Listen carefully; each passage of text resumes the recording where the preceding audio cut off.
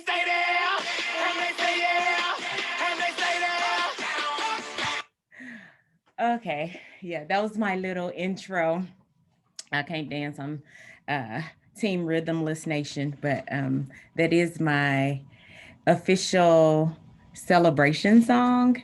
And as you can see in the background, I have over $54,000 in student loans paid in full. And I consider that a big win.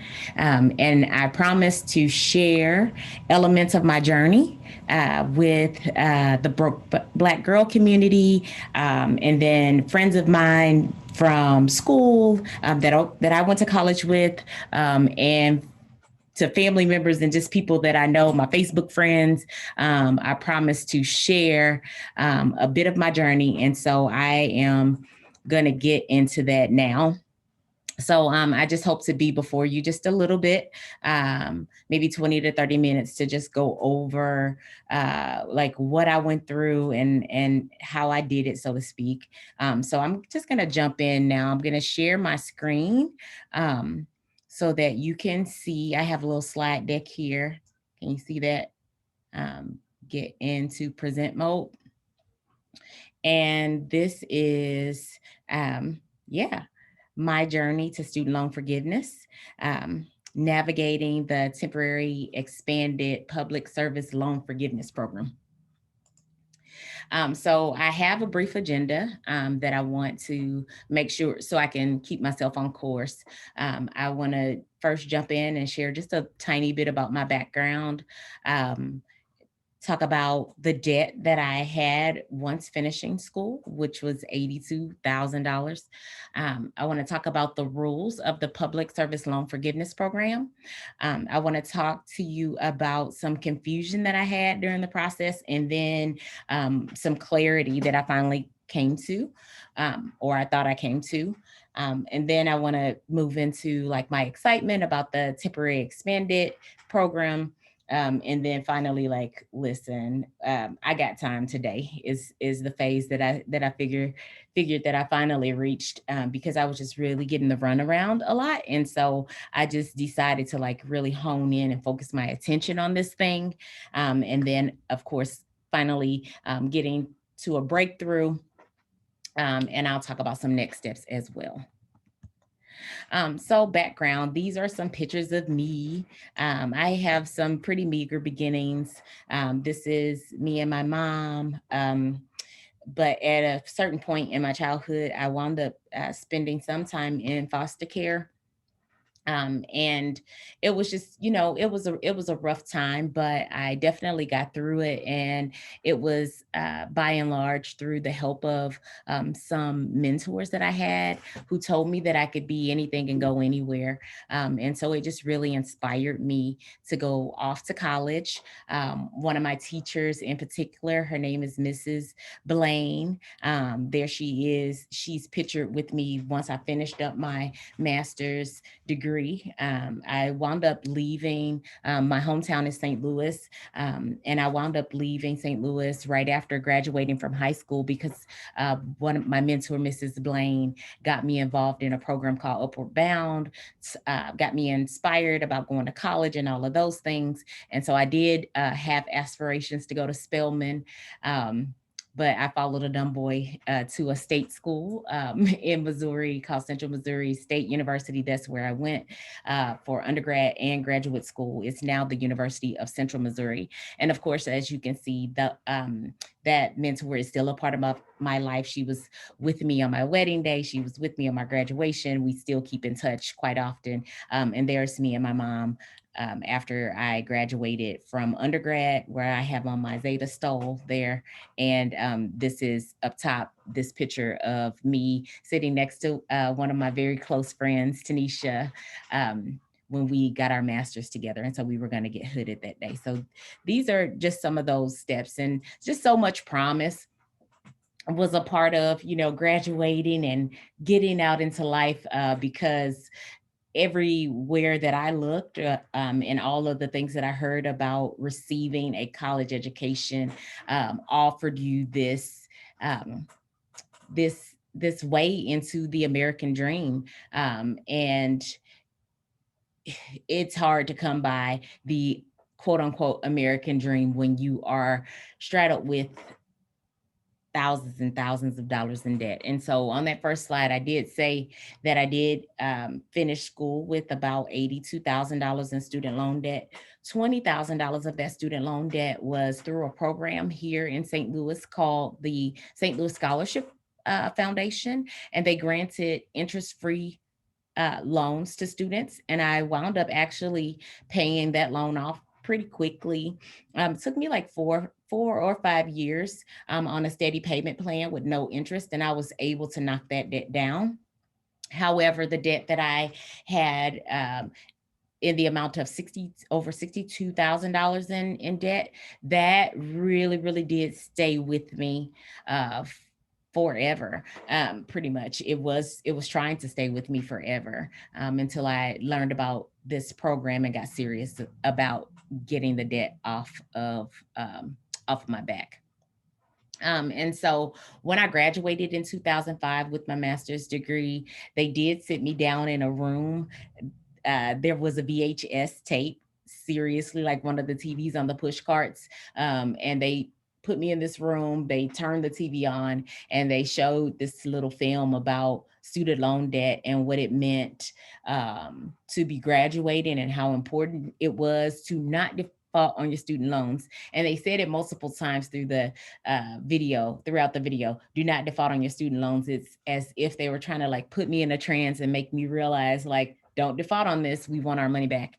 And I really did take that to heart. I really did start making payments as soon as possible, but it was just too little to make any type of impact.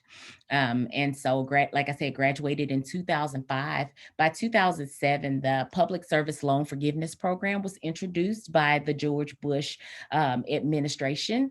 And basically, the program said within 10 years, if you made steady payments, that you would qualify for loan forgiveness if you worked as a public servant. And so I was working as a public servant. I worked for the University of New Hampshire for a couple of years, and then I moved into a role at the University of Tennessee. Both of those were state schools. And then shortly after that, I went into the nonprofit sector. I worked for a mentoring program, so on and so forth. And so I just really got excited about this program. I had already chosen to work in the field of public service. So I didn't join the public servant field to be a part of this program. It just so happened that public service was what I considered my life's work, and I got into it. So heard about the program, got excited, called my loan servicer at the time, which was Direct Loans, and they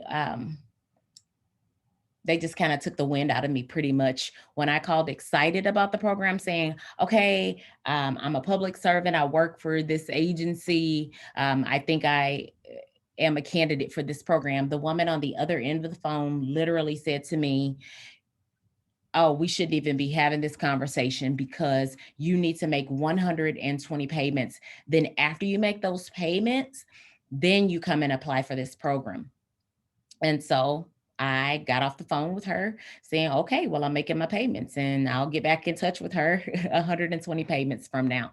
And that was the wrong information. One of the goals that I have found out over this time is that the goal of the person that's on the other end of the line is to get you off the phone as quickly as possible. Their role is also giving you as little information as possible. Now, maybe some of that has changed, but I absolutely felt that. Every time that I called, I was being rushed off the phone. I was given very little information. And turns out that a lot of that information was incorrect by a long shot. So here are the rules. Let me get into that for you.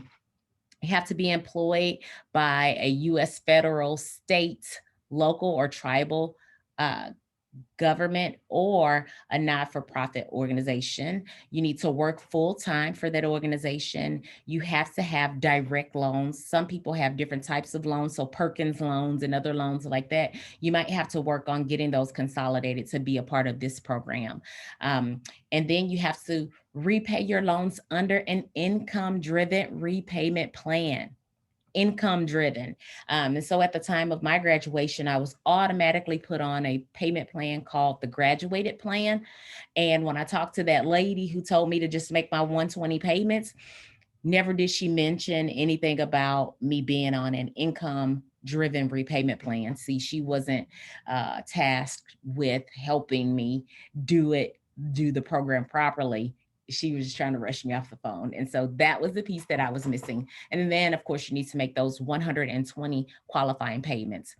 By the time 2017 rolled around, so it's October 1st, 2007 to October 1st, 2017. And so by the time that first round of people were eligible to apply for the funds, guess what?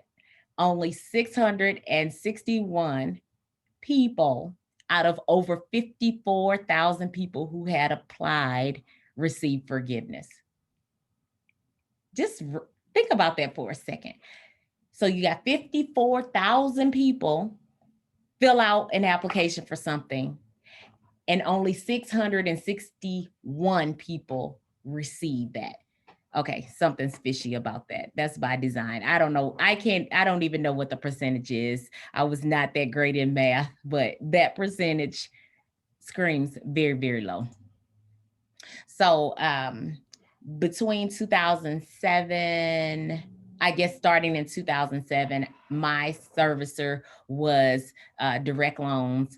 I wound up in this picture here. This is like one of my favorite. If you're into gifts, I'm big into gifts. Like that's my like second love language is gifts. And I always use them. This is one of my favorite ones because if you see this in motion, like it's kind of like, what? How? You know, that's where I was. I was very, very confused about what was happening with the program, with the process. And I wound up calling again and asking more questions about the program about 6 years later.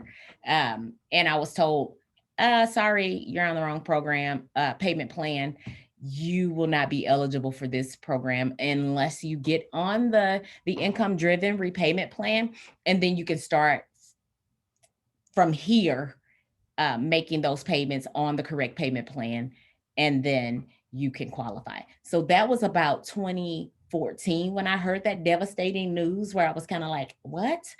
So 2014, I heard the devastating news and I said, okay, well, 2024 is when I will get loan forgiveness. And so that was my clarity there. But then almost immediately after that, there was such an uproar because those, 53,000 some odd people who didn't get forgiveness, they began to really cry out and say, this is absolutely ludicrous. How, why, when, where, all of the questions, how is this happening? And so Congress got back to work, and they decided to revise it and expand the opportunity to people like me who were on the wrong payment plan, people who had the wrong type of loans that weren't those Perkins people. So they started to kind of revise it a little bit, and they set aside $700 million for borrowers and said, hey, we're going to do this because we messed up a little bit, kind of, sort of, we messed up. So here's $700 million. We're going to let some people who were left out of that first round, we're going to let them into this opportunity. And then once this money is gone, then yeah, you're just going to have to follow the rules as they are. And so that money is still available. Of the $700 million that they set aside, about $26 million has been granted. And I'm included in that small number. So there's quite a bit of money still left in this program. So if you're right on the edge, you're my audience. You're who I'm talking to. You've been struggling through this. You've been paying for years. You started back in 2007 or maybe a little bit after that. Well, it's 2020 right now. So even if you started as late as 2010, and you feel like you should qualify for this program, then that's who I want to talk to you, and I can help you. There are no guarantees, of course, but I can definitely strategize with you on this. Okay. So I basically heard about the temporary expanded program, and I applied. I was excited. I applied. And guess what? I got denied again. Again. Nope, you actually don't qualify, Gloria. Yeah, something's wrong. You and I'm like, wait a minute. I know I've been making these payments this whole time. I know I have 6 years of payments that were on the wrong payment plan. And what are you talking about? So I think that was it wasn't, I think I said that the temporary expanded program came out immediately following. No, it didn't. It was several years. And so right around that 2014 mark, around there, that's when I heard about the temporary expanded and said, let me get involved in this. Did that, and I was denied for that program. And they said, you didn't make enough payments. Your payments, all of your payments don't count. And the foolishness began at that point, I believe. And they started telling me crazy stuff like, oh, you only have 60 payments going toward this. Yeah, you got several years remaining. And I was like, what? No, that is incorrect information. And let me figure out what happened. And so that's why I've titled this particular slide, I've got time today. Oh, I got time today. I'm going to dig into this, and you have woken up the beast. I'm getting after it. And so I started just researching everything that I could find about this. Um, and I heard that there were several congressmen and women who wanted to get involved in the student loan crisis. They started calling it a crisis, and they said, there's a big problem with this. And I thought I had a letter here, but there were people like Tammy Duckworth, uh, Kamala Harris, of course, Bernie Sanders. We had my girl Elizabeth Warren. What's his name? Corey. I think I'm probably going to say his name wrong. Somebody, all of the people who said they cared about it, I started writing them.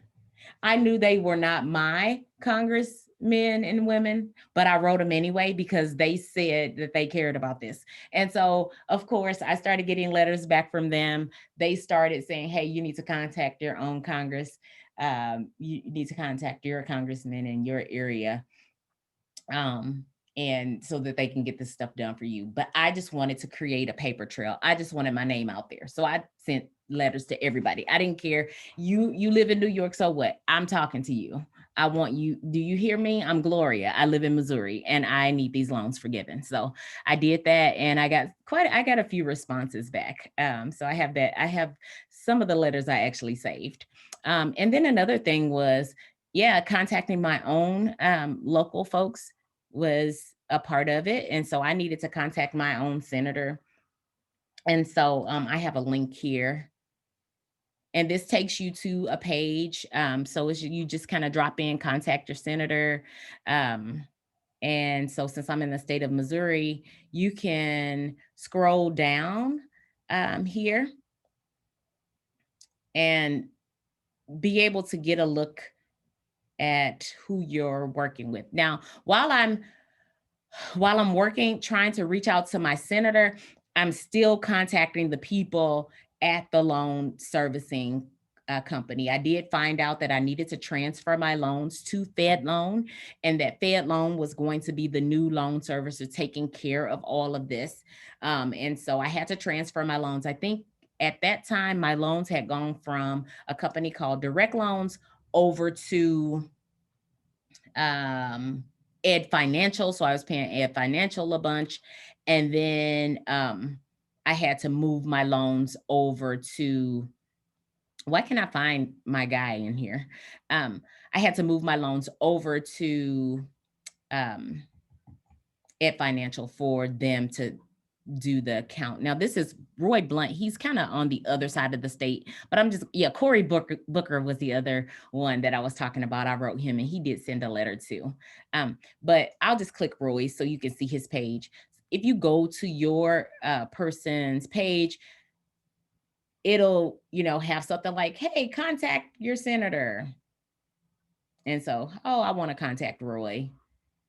And then you can figure out how to click there with him. Why am I cannot find my guy in here. That's so strange because his page looks absolutely different and it just has a little form that you fill out and you can send a letter to them, send information to them. And so basically that's what I wound up doing.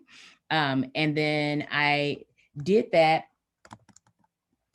and he has a person in an office called Constituent Services, and then Constituent Services contacted me and I began working with that person on, here's Josh. So this is his page and this is what it looks like. And so you just fill out this little form and you can send that message and they will get back with you. Whether you voted for them or not, you are still their constituent. Okay, so I can click out of there. So I began that process and I spoke with his person, his constituent services person, Chris, and Chris wrote them on my behalf. Now, I had been asking Fed Loan for some information. I said, you keep telling me no, but you're not telling me why. And I need that information. I need to see why is it that I am being denied this forgiveness. And they were like, okay, we'll send you something. And some time went by. And by the time Chris from Senator Hawley's office got involved, then they quickly sent me the information. And so this is the document that you're looking at. And so I would urge anybody that's going through this process to get this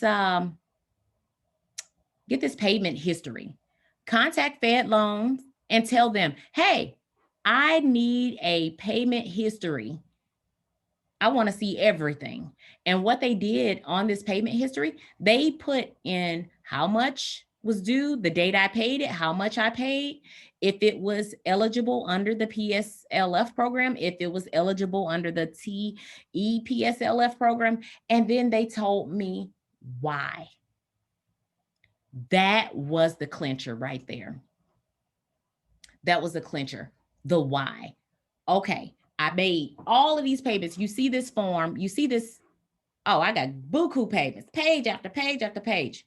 You know that's more than 120 payments, don't you?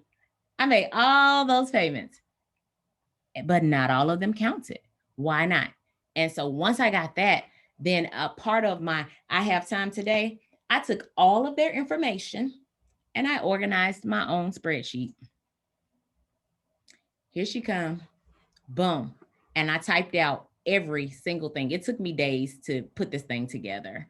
I really went down through there and made sure that I got a good look at why they were saying no and all that. And I even sorted it. I said, okay, these are the payments that count. These are the payments that don't count. Why don't they count? Okay, well, you didn't make the payment in the time frame. Okay, so if it's a late payment, then that's on you.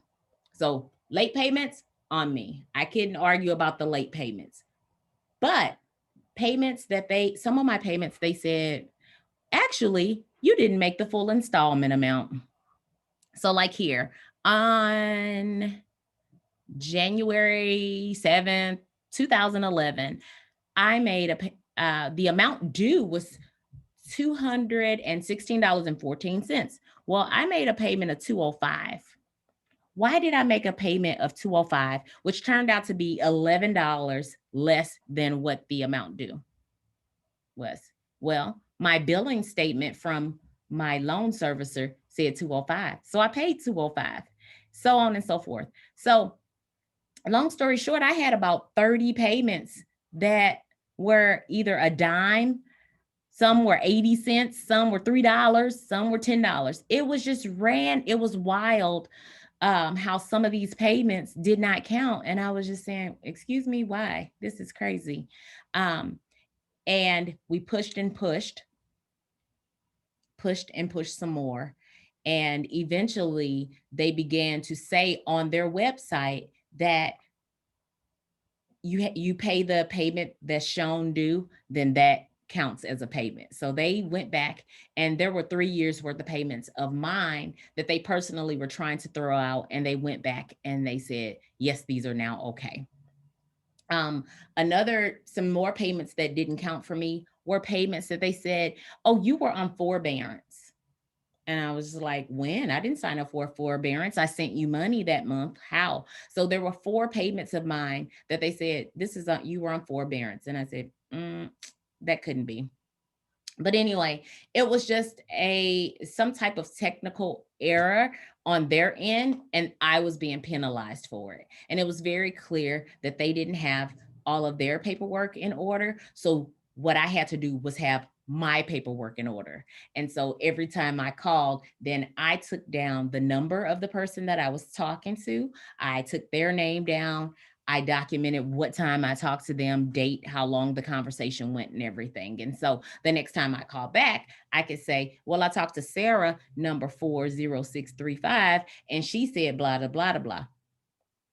And so you're going to have to get down in the weeds with these folks, because this is very important. And I don't know how much your loans you're trying to get forgiven, but I had $54,000 worth, and it behooved me to go ahead and take care of that. So I organized that spreadsheet. I got my senator involved. And then another thing that I did was I reached out to a guy. His name is Adam Minsky, and he writes, he's very, very, he's invested in the student debt crisis. He writes about it quite often. I saw some articles from him. It also turned out he was an attorney. And like I said, I was writing everybody. And so I said, well, let me write him too. And so I wrote him, and I told him who I was and my issue, and told him that I was being denied forgiveness. And he wrote me back and he said, I'm in New York. I can't help you. But I was like, okay, well, you listen. Thank you. I was just venting. It was late in the evening. I saw your name, whatever. But he did go on to say, hey, I actually have some friends that are working on a case. Are you interested in being involved? And I said, oh, absolutely. And so I got involved in a lawsuit that was um, the, formed by the teachers union. And I'm not a teacher, but I was working in a school setting. And so I wound up joining the AFT as kind of an auxiliary member. And I joined in that lawsuit. And so there were 8 of us who were denied and had several thousands and thousands of dollars just kind of hanging over our heads. We were being treated unfairly, and we were not given the due diligence that we should have gotten. And that is the crux of the case. I'm sporting my t-shirt. Can you see that? Weingarten versus DeVos. Weingarten is Randy Weingarten, the current president of the AFT, and DeVos is your girl, Betsy DeVos, the Secretary of Education, for just a few more days now. So bye, Betsy. But anyway, the lawsuit was going to be against Betsy DeVos and the Department of Education. And I had an opportunity to go to DC and speak about what was happening, the injustices, and all of those things. And I actually got a chance to snap that picture with my own phone of Betsy. I was sitting behind her, and it took everything in me to not yell out something kind of crazy. What's it? Betsy, you gonna take care of these loans? No, I didn't wind up doing it. But it was it was quite the journey. That's Randy Weingarten standing behind me in the blue suit. The other two people standing up there were people who went to some for-profit colleges, and they were denied, like the colleges closed and they were still being charged the student loan debt. Student loan debt is a shackle, and that's what these lawsuits are all about, because this is a crisis. People are being held hostage. The interest rates are ridiculous. And after I took a look at my spreadsheet, I just did a running total, and it turns out that I paid over $40,000 in my student loan debt. I owed 62,000. Now the other 20, I had already paid that off. I paid; it had no interest, so I just paid monthly, and boom, it was gone. And so then I had that 62,000 of student loan debt from direct loans, and I mean it I just paid and nothing was happening. I did get into the income driven program finally, and it took a while. I started to see a little bit of movement, but my final balance was still this $54,000, and I started with 62.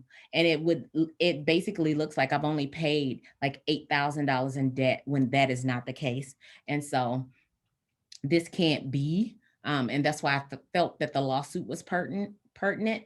And because of the lawsuit, multiple things have been changing. They now have, so what I requested in terms of this count that I want to see, they now have a counter on their website, but I still would encourage you to reach out to them and get the paper copy for yourself so that you can start your own records and start to have it in one place of how you're going to sort through this and dispute whatever's not being counted towards your forgiveness.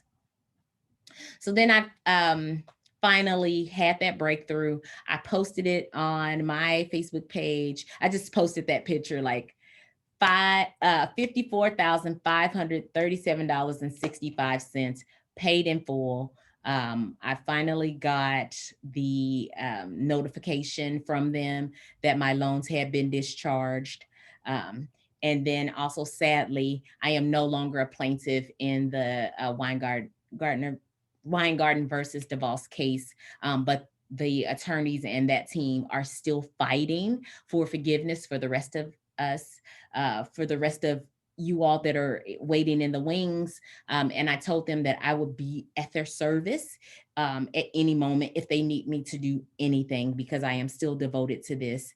And I am also devoted to helping people along. I don't know if you can you see that? This is stacks upon stacks of this loan forgiveness paperwork that I completed time and time again, and I uploaded it into the system. I was denied, I was denied, I was denied, I was denied, I was denied, I was denied. Monthly, I would send that email. I would do the recertification form again. I would do all the paperwork again. Something was wrong. I didn't check a box. I didn't sign such and such. The paperwork at the top of the form, it was the wrong form. The form had expired. I said, but I downloaded it from your site. So so all kinds of things. Sent faxes. They say, oh, we couldn't read it, but this is, I say, well, if it's, how do you know it's wrong if you couldn't read it?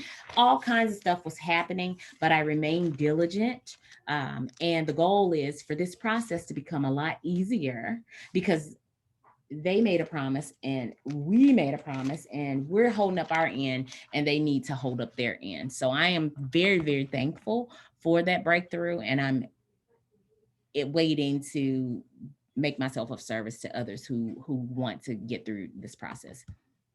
My advice to folks, make sure you qualify. This program is not for any and everybody. You have to be a public servant. And so the categories that they list here, and I'm reading directly from the form: emergency management, military service, public safety, law enforcement, public interest, legal services, early childhood education, public service for individuals with disabilities, public service for the elderly. So those home service workers and all of those beautiful people that are doing that hard work, public health, public education, public library services, school library services, other school-based services, so those working in the school.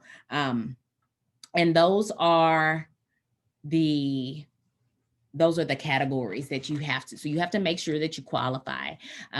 You got to make sure that the loans that you type of loan that you have qualifies for this program. Then you want to move your loans over to Fed loan. Then you need to complete the employee certification form, and you need to do the income driven repayment plan paperwork, and you need to do that on time. You're going to have to stay on top of this, and you need to pay on time, because if you miss, I think it's like a 15-day grace period. And so I know a lot of people don't like to do this, but if you put yourself on auto pay, then it's done, you know. But if you have problems with that, or you don't want people in your account and stuff like that, set an alarm, set a timer, jump up and pay them on that day, or be very mindful of that grace period, because it will catch you up. Ask for your payment history. Dispute anything that is incorrect. That's what I had to do. Some of those, like I said, 3 years worth of payments were thrown off over a dime. It was ridiculous. So you want to dispute that. If you can, and push. Ask to speak to a manager, you know, go as Karen on them, pull out your Karen card and say, hey, I want to talk to the manager. Organize yourself, create your own documents, keep up with them. Make sure that you are documenting everything. I'm not saying record conversations, but take notes. Take notes. Be thorough. Write down everything. And when you get your receipts, basically keep your receipts. Get your Congress member or your senator involved. Another bit of advice is to keep going. There are going to be haters. There are going to be people who say you don't deserve this, and they are just a lie. The very day that I posted that my loans were forgiven, I had two friends now, people that I know, that I've worked with before, in a capacity like relationship type friends. They posted stuff on their Facebook pages that very day. When I posted my paid in full, they posted this: I already paid off my student loan debt and have no desire to have my tax dollars used to pay off the student loan debt of others.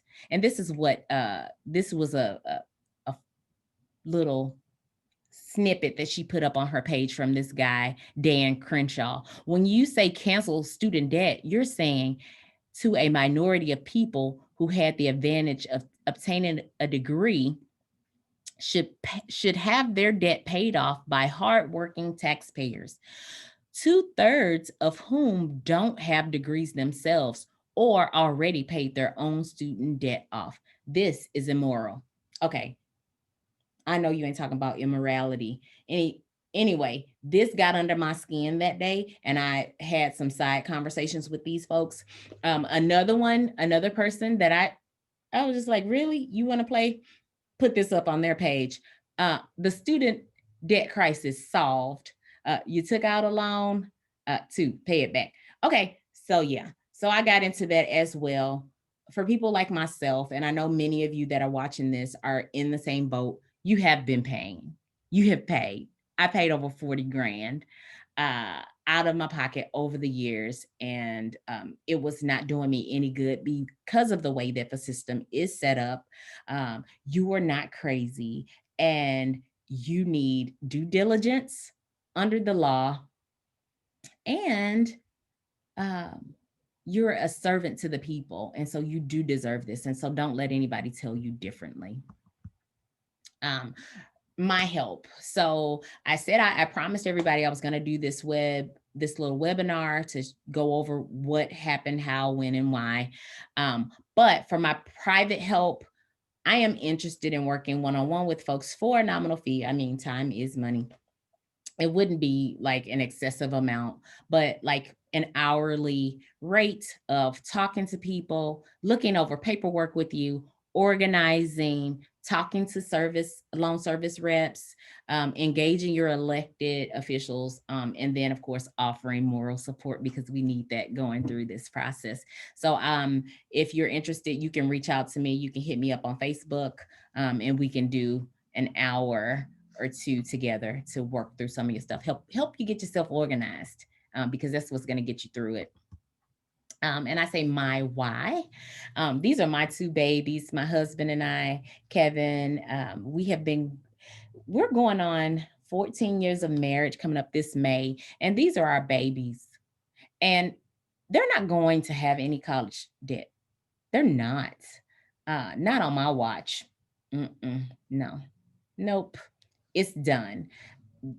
The curse stops here. We are putting away for their college funds. We have a beautiful woman in our city who is the current treasurer, and she's running for mayor.